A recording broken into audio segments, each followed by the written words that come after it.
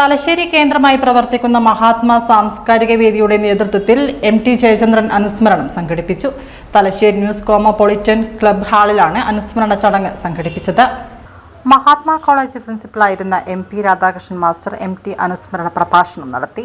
Advocate Raveendran Kandoth അധ്യക്ഷനായി. KV Ajaykumar, Sindhu, Raghunatha, Rasheed Panoor, NR Ajaykumar എന്നിവർ സംസാരിച്ചു.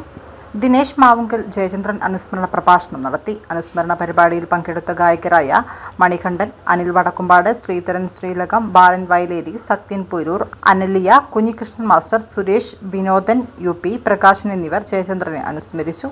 PCH ശശിധരൻ സ്വാഗതവും V രേഖ നന്ദിയും പറഞ്ഞു.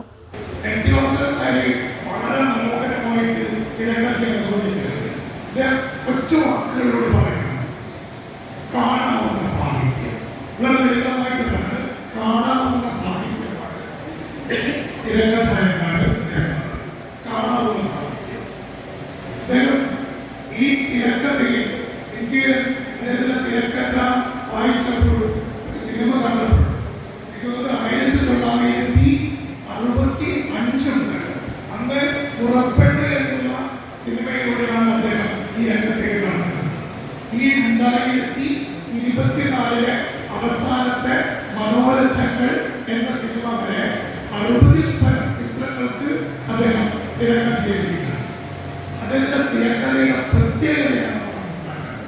അപ്പം അമേരിക്കൻ എഴുത്തുകാരനായിരിക്കുന്ന വളരെ പ്രതിഭാശാലിയായിരിക്കുന്ന ഐസൻസ്റ്റീൻ എന്ന പേരായിരിക്കുന്ന ഒരു ചലച്ചിത്രകാരനാണ്. അദ്ദേഹമാണ് ആദ്യമായിട്ട് ഈ ലോകത്ത് ഈ തിരക്കഥയിൽ മൊണ്ടാഷ് എന്ന പേരായിരിക്കുന്ന ഒരു സാങ്കേതിക രംഗം ചിത്രീകരിച്ചത്. അതിന് പറയാം ഇന്റലക്ച്വൽ മൊണ്ടാഷ്.